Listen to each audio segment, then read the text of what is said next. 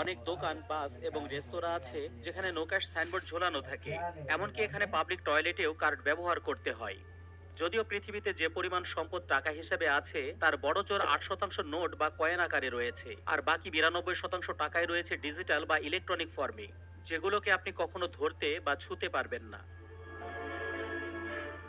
সুইডেনের মোট ভূমির প্রায় 68.7% বনভূমি, অর্থাৎ এই দেশটিতে দুইটি বাংলাদেশের সমান এলাকা জুড়ে বন রয়েছে। আপনি যদি এই দেশটির দক্ষিণ থেকে উত্তর দিকে ড্রাইভ করেন, তবে আপনার কাছে মনে হতে পারে আপনি যেন একটি অন্তহীন জঙ্গলের ভেতর দিয়ে এগিয়ে যাচ্ছেন। এই দেশটি ইউরোপের সবচেয়ে বড় বনভূমির দেশগুলির মধ্যে একটি। যদি রাশিয়াকে ইউরোপের দেশ মনে করেন, তবে এর আগে শুধুমাত্র রাশিয়া রয়েছে যে দেশে বনভূমির পরিমাণ বেশি।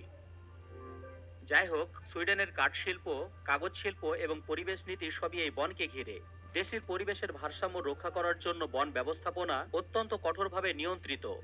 যে কোনো গাছ কাটার পরে পুনরায় তা রোপণ করা বাধ্যতামূলক। সুইডেনের সংবিধান অনুযায়ী প্রকৃতির ওপর সবার অধিকার আছে। কেউ আপনাকে প্রকৃতিতে ঘোরাঘুরি করতে বাধা দিতে পারবে না। আপনি অন্যের ব্যক্তিগত বনের ভেতর দিয়ে হাঁটতে পারবেন, তাঁবু খাটাতে পারবেন, এমনকি বেরি বা মাশরুম তুলতেও পারবেন। তবে কোনো কিছু নষ্ট করার অধিকার আপনার নেই। সুইডেনের ফুলুজ্জালের জাতীয় উদ্যানে ওল্ড জিকো নামে একটি গাছ আছে যার শিকড় প্রায় 9568 বছরের পুরনো। এটি এই পৃথিবীর অন্যতম প্রাচীন জীবিত গাছ। সুইডেনের আনুষ্ঠানিক নাম হল সুইডেন রাজ্য, কিংডম অফ সুইডেন। এটি স্ক্যান্ডিনেভিয়ান উপদ্বীপে অবস্থিত একটি নর্ডিক দেশ। সুইডেন আয়তন এবং জনসংখ্যা উভয় দিক দিয়েই নর্ডিক দেশগুলির ভিতরে বৃহত্তম এবং সম্পূর্ণ ইউরোপের মধ্যে পঞ্চম বৃহত্তম দেশ। দেশের ক্ষেত্রফল 4,50,295 বর্গ কিলোমিটার, যা 3টি বাংলাদেশের সমান। অথচ এই দেশটির জনসংখ্যা মাত্র 1,05,88,230 জন। এই হিসেবে দেশটির প্রতি বর্গ কিলোমিটারে মাত্র 24 জনের মতো মানুষ বসবাস করে। তবে এই দেশটির জনসংখ্যা এর পাশের দুইটি দেশ নরওয়ে এবং ফিনল্যান্ডের মোট জনসংখ্যার প্রায় সমান, অর্থাৎ এর পাশের দুইটি দেশের জনসংখ্যা আরও কম। যাই হোক, সুইডেনের মোট স্থলসীমার দৈর্ঘ্য 2,211 কিলোমিটার, যার ভেতরে ফিনল্যান্ডের সাথে 545 কিলোমিটার এবং নরওয়ের সাথে 1,166 কিলোমিটার। এই দেশের উপকূল রেখার দৈর্ঘ্য 3,218 কিলোমিটার। সুইডেনের পূর্বে পুরোটা জুড়ে রয়েছে বাল্টিক সাগর এবং বোথনিয়া উপসাগর। স্টকহোম হলো সুইডেনের রাজধানী এবং সবচেয়ে জনবহুল শহর। এটি দেশটির সংস্কৃতি, মিডিয়া, রাজনৈতিক এবং অর্থনৈতিক কেন্দ্র। স্টকহোম অঞ্চলটি দেশের জিডিপির 1/3 বেশি আয় করে থাকে এবং এটি মাথাপিছু জিডিপির দিক থেকে ইউরোপের শীর্ষ 10টি অঞ্চলের মধ্যে একটি। 14টি দ্বীপের উপরে দাঁড়িয়ে থাকা এই শহরটিকে অনেকেই উত্তরের ভেনিস বলে ডাকে, কারণ এই শহরটির চারিদিকে জল আর সেতুর মনোরম বিন্যাস দেখে ভেনিসের মতোই লাগে। এখানেই সুইডেনের রাজপ্রাসাদ, পার্লামেন্ট ভবন, নোবেল মিউজিয়াম সহ অনেক ঐতিহ্যবাহী স্থাপনা রয়েছে। তবে স্টকহোমে জীবন তুলনামূলকভাবে খুবই ব্যয়বহুল।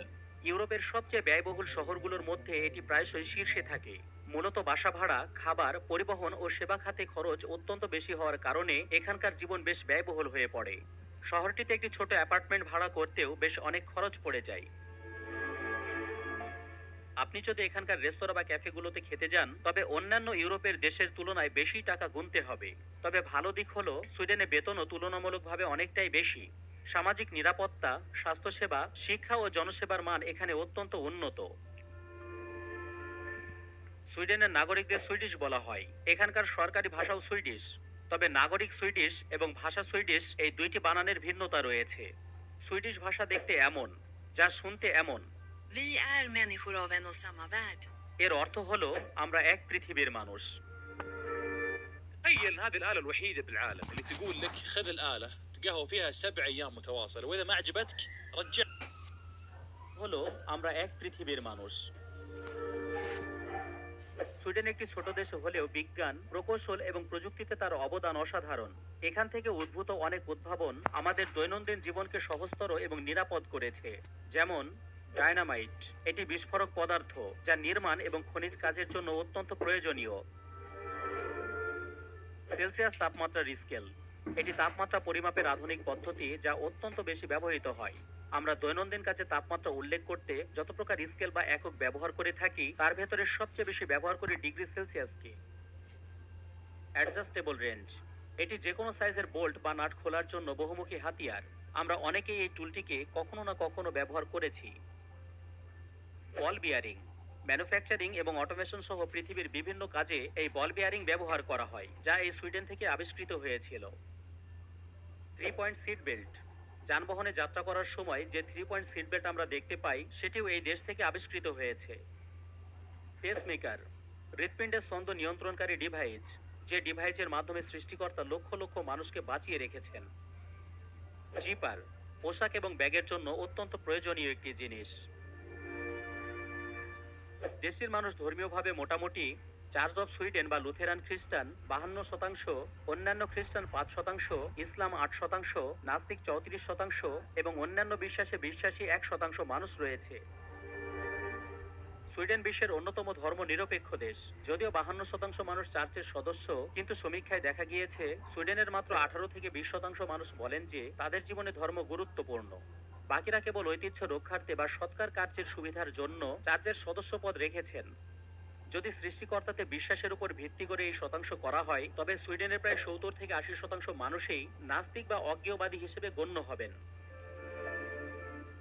এই দেশটি একটি সাংবিধানিক রাজতন্ত্র। রাজা কার্ল ষোড়শ গুস্তাফ হলেন রাষ্ট্রপ্রধান, তবে বহুদিন ধরে রাজার ক্ষমতা কেবল আনুষ্ঠানিক কাজকর্মের ভেতরে সীমাবদ্ধ। এই দেশটির সরকার প্রধান হলেন প্রধানমন্ত্রী। সুইডেনের অর্থনীতি বিশ্বের ভেতরে সফল এবং স্থিতিশীল। এটি একটি ধনী অর্থনীতির দেশ। এখানকার মানুষের আয় বেশ উচ্চ। এই দেশটিতে বেকারত্বের হার একেবারেই কম। সুইডেনের পার ক্যাপিটা নমিনাল জিডিপি 62,036 মার্কিন ডলার, যা 14তম, অর্থাৎ এই ক্যাটাগরিতে দেশটি পৃথিবীর ভেতরে 14তম ধনী দেশ। এই আয় বাংলাদেশের মানুষের তুলনায় প্রায় 23 গুণ বেশি। তবে এই দেশটিতে ট্যাক্সের পরিমাণ অনেক বেশি। এখানে ব্যক্তিগত আয়কর 52% মতো হয়। সুইডেনের মুদ্রা হলো সুইডিশ ক্রোনা। 1 সুইডিশ ক্রোনা সমান 12.82 বাংলাদেশি টাকা।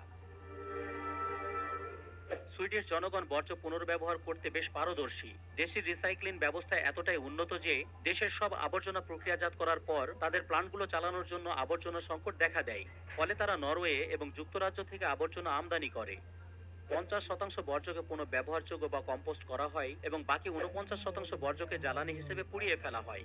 মাত্র 1% বর্জ্য ল্যান্ডফিলে জমা হয়।